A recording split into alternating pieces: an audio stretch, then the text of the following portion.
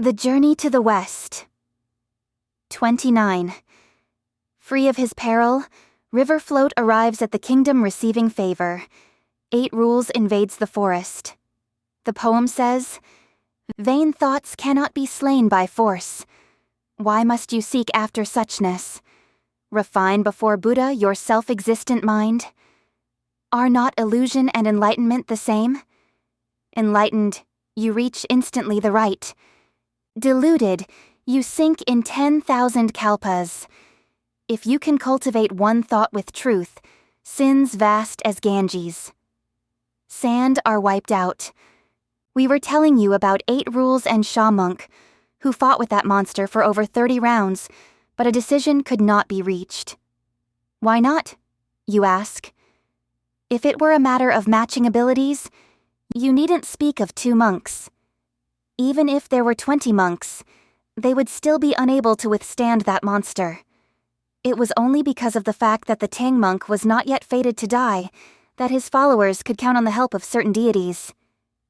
8 Rules and Shah Monk, therefore, were assisted in secret in the air by the 6 gods of light and 6 gods of darkness, the guardians of 5 quarters, the 4 sentinels, and the 18 guardian spirits of monasteries.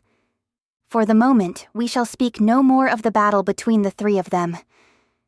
We tell you instead about the elder, who was weeping piteously in the cave and thinking about his disciples. As tears fell from his eyes, he said to himself, "Wuneng, I don't know in which village you have met a friend of truth and are enjoying being fed. Oh, Wu Jing, where have you gone to search for him? And how will you be able to meet him? Will you too realize that I met a demon? That I'm suffering here? When will I see you both again? When will I escape from this great ordeal so that I can reach the Spirit Mountain soon?" As he was giving voice to his grief in this manner, he suddenly saw a woman walk out from inside the cave. Holding on to the spirit-soothing pillar, she said, "Elder, where did you come from? Why are you bound here by him?" When the elder heard this, he turned his teary eyes to steal a glance at her and found that she was about 30 years old. "Lady Bodhisattva," he said, "no need for further questions. I must have been fated to die when I entered your door. If you want to devour me, go ahead. Why bother to question me?" The woman said, "I don't eat people. About 300 miles west of here is my home, a city by the name of the Precious Image Kingdom. I'm the 3rd princess of its king, and my childhood name is 100 Flowers. Shame." 13 years ago, on the eve of the 15th of the 8th month, I was enjoying the sight of the moon when this monster spirit kidnapped me and brought me here in a violent wind. I was forced to become his wife for all these 13 years and to bear his children. It was impossible, of course, for me to send any news back to the court, and I couldn't see my parents even though I thought of them frequently. "But where did you come from, and how did he catch you?" "This poor monk," said the Tang monk, "is someone sent to acquire scriptures in the Western Heaven. I was taking a walk when I bumped into this place. Now he wants to catch my 2 disciples also, so that we will all be steamed and eaten together." "Elder, please don't worry," said the princess with a smile. "If you are a scripture pilgrim, I can save you. For the Precious Image Kingdom is right on your main path to the west. All I ask of you is to deliver a letter for me to my parents, and I'll ask my husband to let you go." Nodding his head, the Tang monk said, "Lady Bodhisattva, if you can save the life of this poor monk, I shall be glad to serve as your messenger." Quickly running inside, the princess wrote a letter and had it properly sealed. She then went back out to the pillar and untied him before handing him the letter. After he was freed, the Tang monk held the letter in his hands and said, "Lady Bodhisattva, thank you for saving my life. When this poor monk reaches your kingdom, he will certainly deliver the letter to the king. I fear, however, that such a lengthy separation will make it difficult for your parents to recognize anything from you. What shall I do then? They would not accuse me of lying, would they? No fear, said the princess. My parents have no son. All they have are us 3 sisters. When they see this letter, they will look after you. Tucking the letter deep into his sleeve, Tripitaka thanked the princess again and started to walk out. You can't go out the front door, said the princess, tugging at him. Those monster spirits, great and small, are all outside, waving the banners and beating the drums and gongs to assist the great king, who is at this very moment fighting with your disciples. You'd better leave by the back door. If the great king seizes you, he will at least interrogate you. But if the little fiends catch hold of you, they may slaughter you on the spot without further ado. Let me go instead to the front and speak a word on your behalf. If the great king is willing to let you go, your disciples can take that as a favor and leave with you. When Tripitaka heard these words, he kowtowed to the princess before taking leave of her. After walking out of the back door, he dared not proceed. Instead, he hid himself in some bushes and waited. We tell you now about the princess, who had devised a clever plan. She ran out the front door and pushed her way through the vast throng of monsters. All she could hear was the jangle of weapons, for 8 Rules and Monk were still doing battle in midair with that fiend. The princess shouted, "Lord Yellow Robe!" When the Monster King heard the call of the princess, he abandoned 8 Rules and Monk and dropped down from the clouds. Holding his scimitar with one hand, he took the hand of the princess with the other and said, "Mistress, what do you want?" "Husband," said the princess. "I was sleeping just now within the silk curtains, and I saw in my dream a golden-armored deity." "That golden-armored deity," said the demon. "What does he want at my door?" The princess said, "During my youth, when I was living in the palace, I made a secret vow that if I found a good husband, I would ascend the famous mountains, visit the immortal abodes, and feed the monks. Since I married you, ours had been such great happiness that I never had the opportunity to mention this to you. Just now that golden-armored deity came to demand that I fulfill my vow. He was shouting at me so vehemently that I woke up with a start. Even though it was all a dream, I made haste to come to tell you about it. Then I saw a monk all tied up on that pillar. I beg you, husband, to be compassionate for my sake and spare that monk. Just regard the matter as if it were my feeding the monks to redeem my vow. Are you willing?" "Mistress," said the fiend, "you're so gullible. I thought it was something important. All right. If I wanted to eat humans, I can catch a few anywhere. This one monk, what does he amount to? I'll let him go." "Husband," said the princess. "Let him go out the back door." The monster said, "What nuisance. Just let him go. Why bother about the back door or front door?" He gripped his steel scimitar and shouted, "You, Jew 8 Rules, come over here. I'm not afraid of you, but I won't fight with you anymore. For the sake of my wife, I'm going to spare your master. Go quickly to our back door and find him, so that you can leave for the west. If you ever trespass our territory again, I will not spare you." When 8 Rules and Monk heard these words, they felt as if they had been released from the gate of hell. Leading the horse and poling the luggage, they darted like rodents past the current moon cave. When they reached the back door, they cried, "Master!" The elder recognized their voices and answered from the thorny bushes. Monk parted the grass and picked up his master, who mounted the horse hurriedly.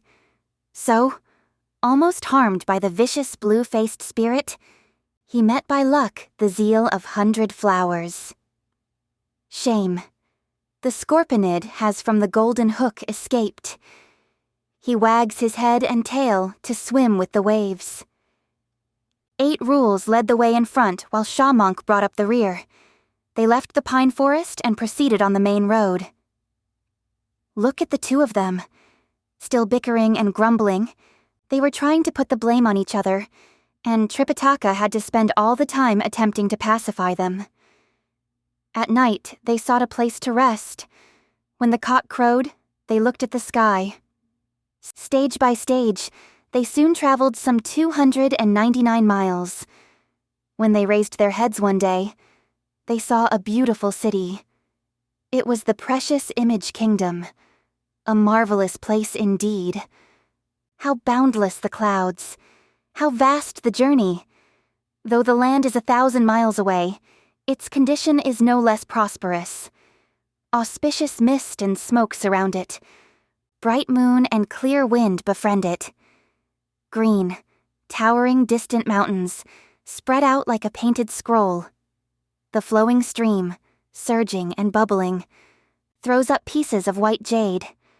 Arable fields, joined by roadways and paths, worthy of food, dense sprouting rice crops, hooked by the fishermen, 3 winding brooks of a few households, gathered by the woodsmen, 1 load of pepperwood from 2 hills. Each corridor and each rampart are made strong as if by metal and liquid. Every house and every home vies with one another in felicity. 9-tiered towers rise like palace halls. Layered terraces soar like beacons. There are also the great ultimate hall, the bright cover hall, the burn incense hall, the text viewing hall, the policy proclaiming hall, and the talent engaging hall. Every hall lined with jade threshold and gold steps, with civil and military officials. There are also the great light palace, the bright sun palace, the long-lasting pleasure palace, the bright clear palace, the memorial, establishing palace, and the never-ending palace. Each palace, with its chimes, drums, pipes, and vertical flutes, releases its boudoir sorrows and springtime griefs. There are in the forbidden courtyard, young, fresh faces like flowers bedewed. There are on the palace moat, slender waists like willows dancing in the wind. On the broad boulevard, there may be one who is capped and sashed, who, elaborately dressed, mounts a 5-horse chariot. At a secluded spot, there may be one holding bow and arrows, who, pushing through fog and clouds, would pierce a pair of hawks. Alleys of flowers and willows, towers of pipes and strings. Spring breeze here's no lighter than at Loyang Bridge. Our scripture-seeking elder recalls the Tang court, and his bowels almost burst. Our disciples, flanking their master, rest in a post-house and lose their souls in dreams. There was no end to the sight of such fine scenery at the precious Image Kingdom. Master and disciples, the 3 of them, brought the luggage and the horse to a post-house, and rested. Afterwards, the Tang monk walked to the gate of the court and said to the gate official, "A priest from the Tang court has arrived to seek an audience with the throne and to have my travel rescript certified. Please make this report for me." The custodian of the yellow gate hurried inside and went before the white jade steps to say, "Your Majesty, there is an illustrious monk from the Tang court who wishes to have an audience with you in order to have his travel rescript certified." When the king heard that an illustrious monk had arrived from such a great nation as the Tang, he was very pleased and consented at once. "Summon him to come in," he said. When Tripitaka was summoned before the golden steps, he went through an elaborate court ceremony to pay homage to the ruler. None of the civil and military officials lining up on both sides of the court could refrain from saying, "Truly a man from a noble nation. What exquisite manners." The king said, "Elder, why did you come to our kingdom?" "This humble monk," said Tripitaka, "is a Buddhist from the Tang court. I have received the decree of my emperor to go to acquire scriptures in the West. The travel rescript that I originally received should be certified once I arrive at the kingdom of your majesty. This is the reason why I dare intrude upon your dragon presence." "If you have the rescript from the Tang Son of Heaven," said the king, "bring it up here for me to look at." Presenting it with both hands, Tripitaka placed the document on the imperial desk and unfolded it. The rescript says, "The travel rescript of the Tang Son of Heaven, who succeeds under the guidance of heaven to the throne of the great Tang Empire in the south, Jambudvapa continent. Though we humbly acknowledge our poor display of virtue, we are the lawful descendant of a great heritage. In the service to the gods and the government of men, we try to be vigilant night and day, as if we were approaching a deep abyss or walking on thin ice. Some time ago, we failed to save the life of the old dragon of Jing River, for which we were chastised by the Most High August One. Our soul and spirit, drifting to the region of darkness, had already become a guest of impermanence. Because our allotted age was not yet exhausted, however, we were indebted to the ruler of darkness, who released us and returned us to life. Thereafter, we convened a grand mass and established the ritual field for the dead. It was at this time also that the one who saves from afflictions, the Bodhisattva Guanxian, revealed to us her golden form, and enlightened us with the knowledge that the West had both Buddha and scriptures, able to redeem the dead and deliver the orphaned spirits. For this reason, we now commission Xuanzang, master of the law, to traverse 1,000 mountains in order to acquire such scriptures. When he reaches the many nations of the West, it is our hope that they will not extinguish the goodly affinity and allow him to pass through because of this rescript. This is a necessary to be sent document. An auspicious day in the autumn of the 13th year, in the Zhenguan period of the Great Tang. An imperial document. There were also the marks of 9 precious seals on it. When the king read it, he took the jade seal of his own nation and stamped it before handing it back to Tripitaka. After he thanked the king and put away the travel rescript, Tripitaka said, "This humble priest came first of all to have the document certified, and secondly, to present to your majesty a family letter." Delighted, the king said, "What kind of family letter?" "Your majesty," said Tripitaka. "The third princess was kidnapped by the yellow robe fiend of the Current Moon Cave at the Casserole Mountain. This humble priest met her by chance, and it was she who asked me to send you this letter." When the king heard this, his eyes brimmed with tears. 13 years ago, he said, we lost our princess. For that, we banished countless officials, both civil and military, and we did not know how many ladies-in-waiting and eunuchs we had caned to death throughout the palace. For we thought that she had walked out of the palace and lost her way. Since we did not know where to look, we interrogated countless households in the city, but there was not a trace of her. How would we know that a monster had kidnapped her? When I receive this word today, I cannot hold back my grief or tears. Thereupon Tripitaka took out the letter from his sleeve and presented it. When the king took it and saw the address on the envelope, his hands turned feeble and could not open the letter. He therefore gave the order to have the Grand Secretary of the Hanlin Academy come before the throne and read the letter.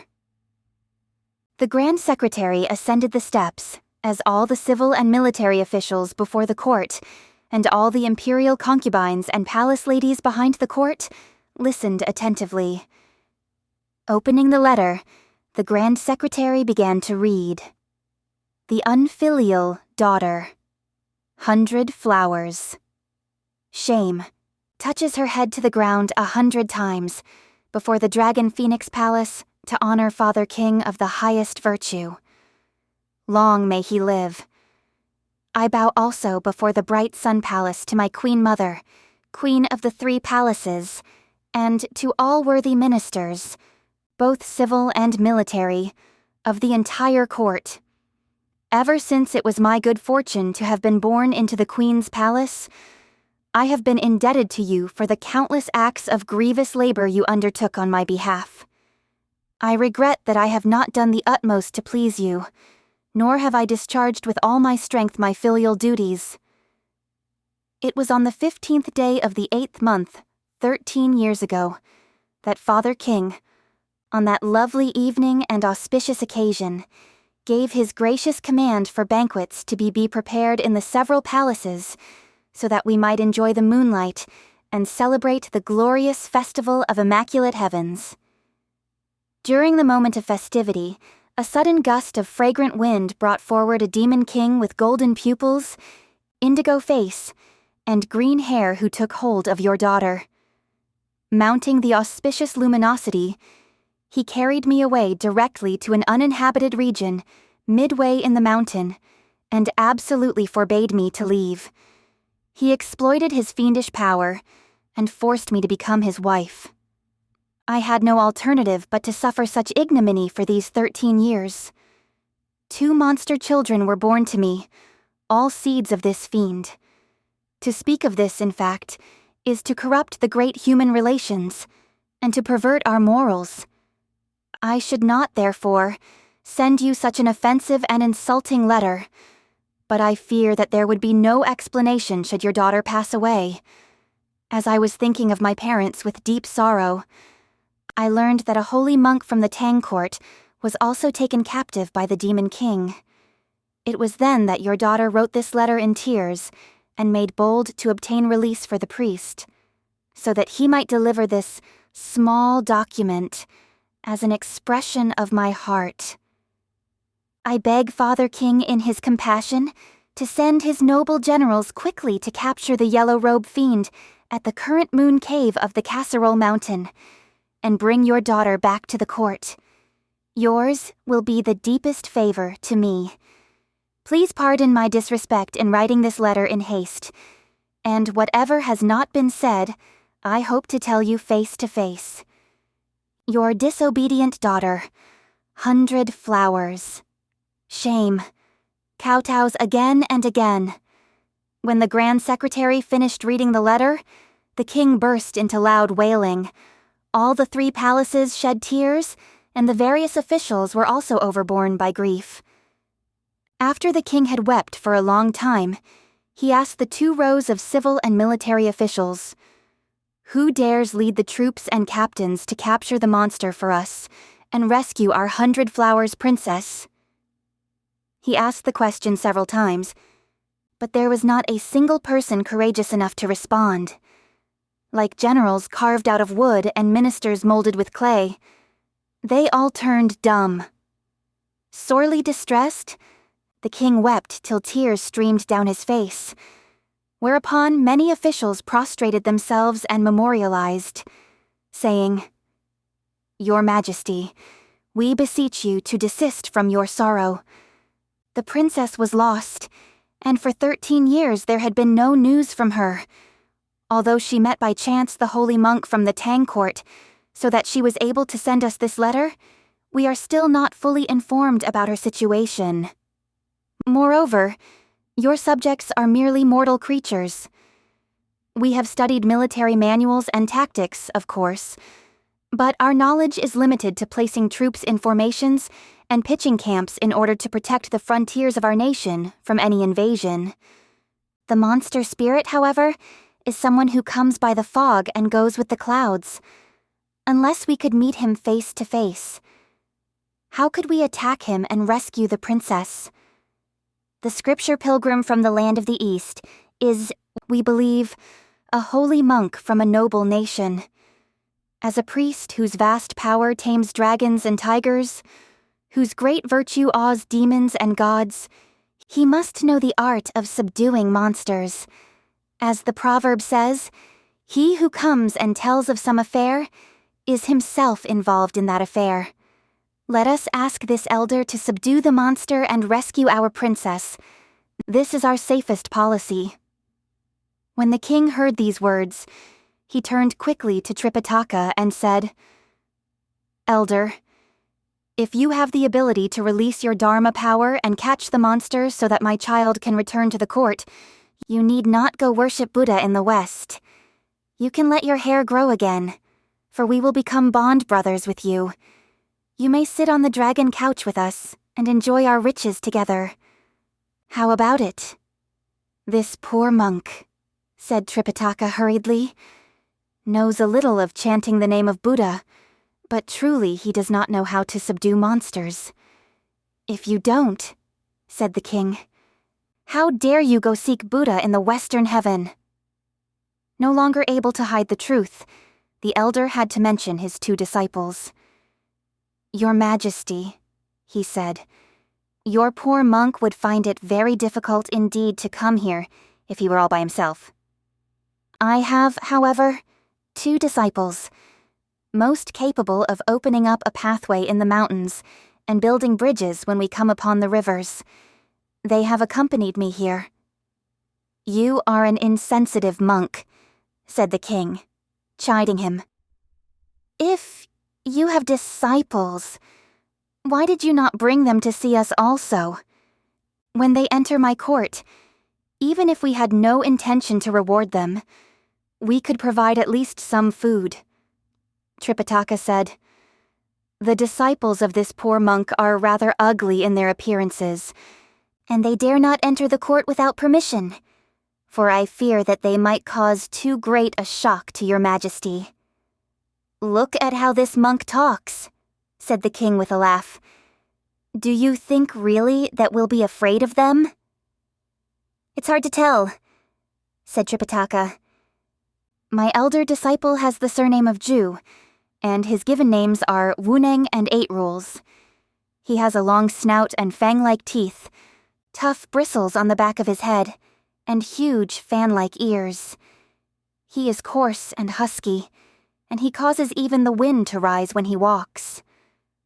My second disciple has the surname of Sha, and his religious names are Wujing and Monk. He is 12 feet tall and 3 span wide across his shoulders. His face is like indigo, his mouth a butcher's bowl. His eyes gleam and his teeth seem a row of nails. With looks like those, how could they dare enter the court without permission?" "Since you have now given them a thorough description," said the king, "we wouldn't be afraid of them. Summon them in." He then gave the order that an invitation by a golden plaque should be sent at once to the post house.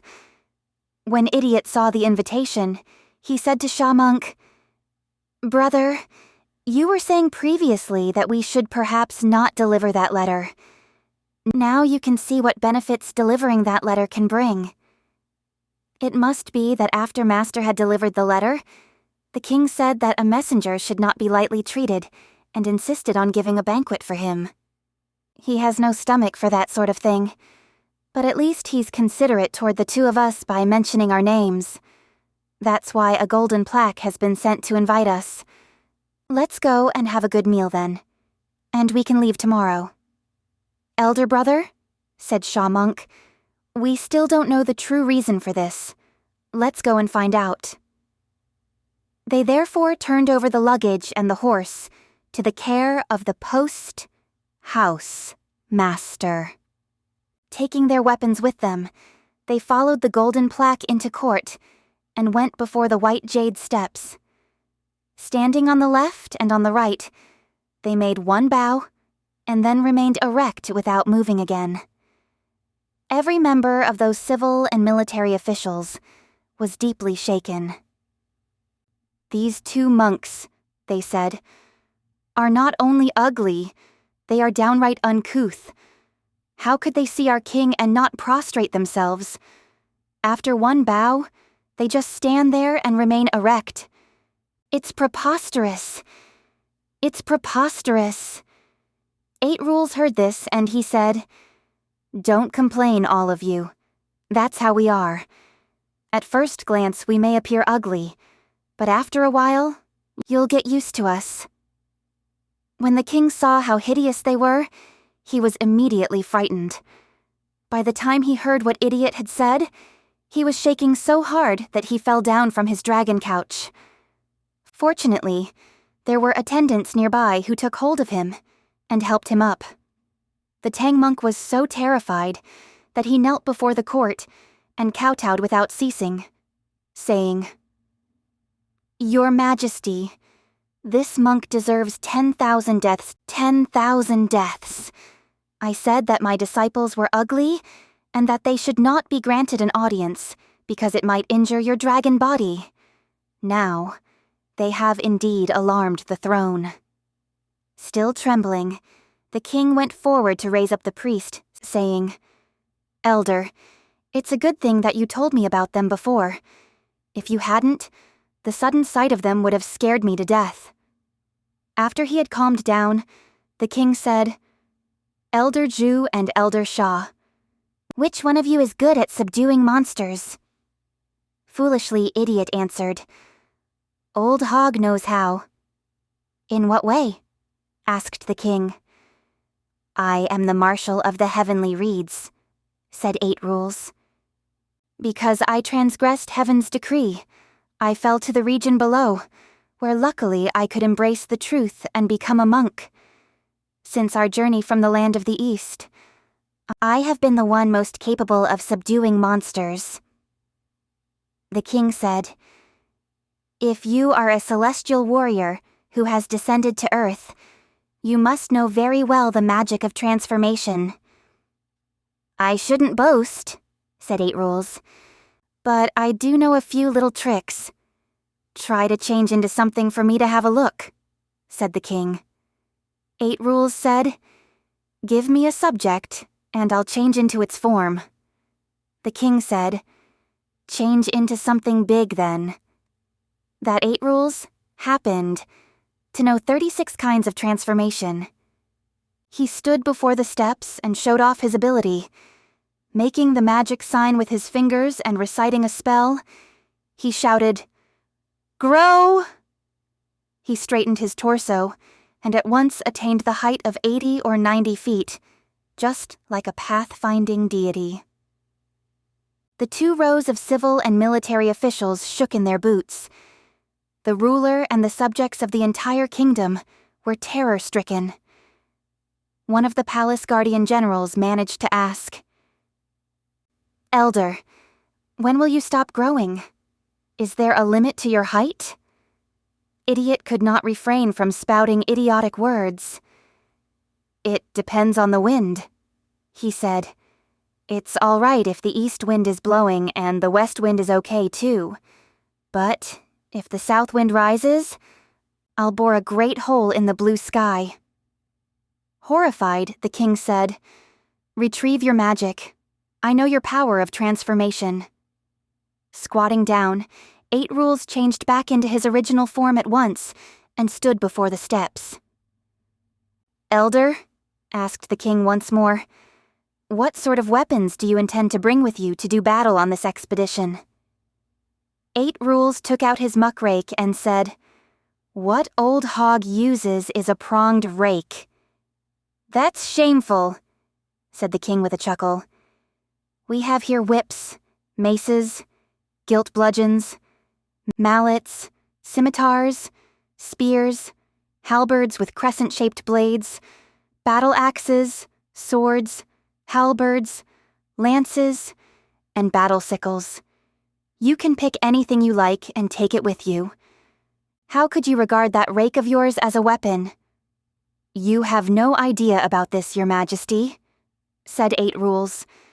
"This rake may seem a rather crude instrument, but it is one that has stayed with me since my youth. When I was commanding some 80,000 sailors in the naval department at the Heavenly River, I relied solely on the strength of this rake. Now that I have descended to this mortal world to accompany my master, that which plows through the mountain dens of tigers and wolves, and overturns the water homes of dragons and snakes, is all the work of this rake. Most delighted and reassured by what he heard, the king turned to some of his ladies in the court, saying, "Bring me my own special wine. Take the whole bottle, in fact, so that we can send the elder off properly." He then poured a goblet of it and presented it to 8 rules, saying, "Elder, this cup of wine is for the labor you are about to undertake. Wait till you capture the monster and bring back our little girl. We shall have a huge banquet and 1,000 pieces of gold to thank you." Idiot took hold of the cup in his hands. Though he was a rude and rowdy person, he could act courteously when he wanted to. Bowing deeply to Tripitaka, he said, "Master, you should be the first one to drink this wine. But since it is the king who bestows it on me, I dare not refuse. Please permit Old Hog to drink this wine first. It should help inspire me to catch the monster." Idiot drained the goblet with 1 gulp before filling it again to hand it to his master. Tripitaka said, "I don't drink. You brothers may take it."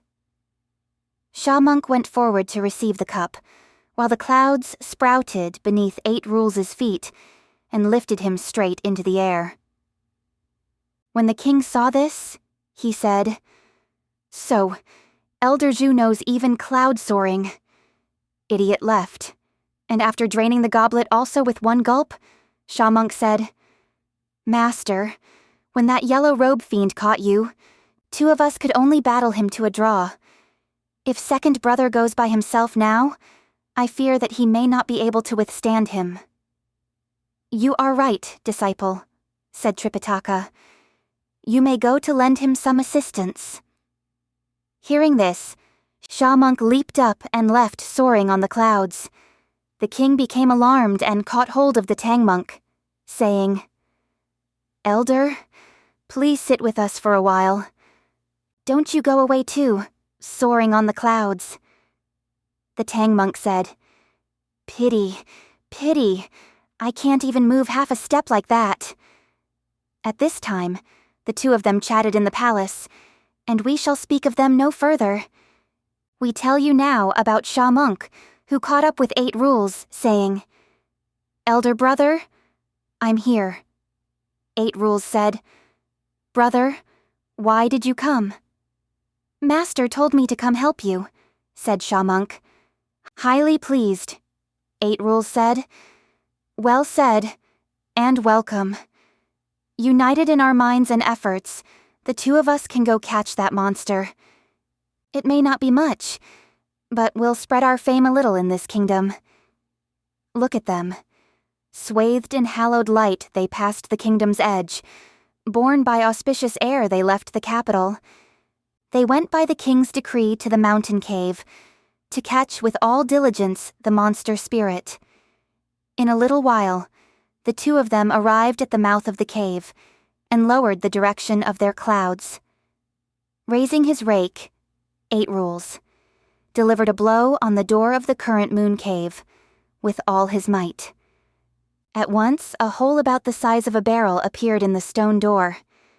The little fiends standing guard at the entrance were so startled that they opened the door immediately and found that it was the 2 monks. They ran inside to report, crying, "Great king, it's terrible! The monk with a long snout and huge ears, and the monk with the gloomiest complexion have returned and busted our door." Surprised, the monster said, "These 2 have to be Jew 8 Rules and Sha Monk. I spared their master already. How dare they come back and wreck my door?" A little fiend said, "They must have left behind something and returned to get it." "Rubbish," cried the old fiend. "You leave something behind and then you go and break down someone's door? There has to be another reason." He quickly put on his armor, grasped his scimitar, and walked outside. "Monks?" he asked. "I have already spared your master. For what reason do you dare come back and break down my door?" 8 Rules said, "You lawless monster. You have really done something all right." "What?" asked the old demon. "You abducted the 3rd princess of the precious image kingdom to this cave and forced her to be your wife," said 8 Rules. "It's been 13 years. About time that you give her up. I have been decreed by the king specially to capture you. Go inside quickly and come out again after tying yourself up. That'll save Old Hog from having to raise his hands." When that old monster heard these words, he grew enraged. Look at him! Noisily, he ground his teeth.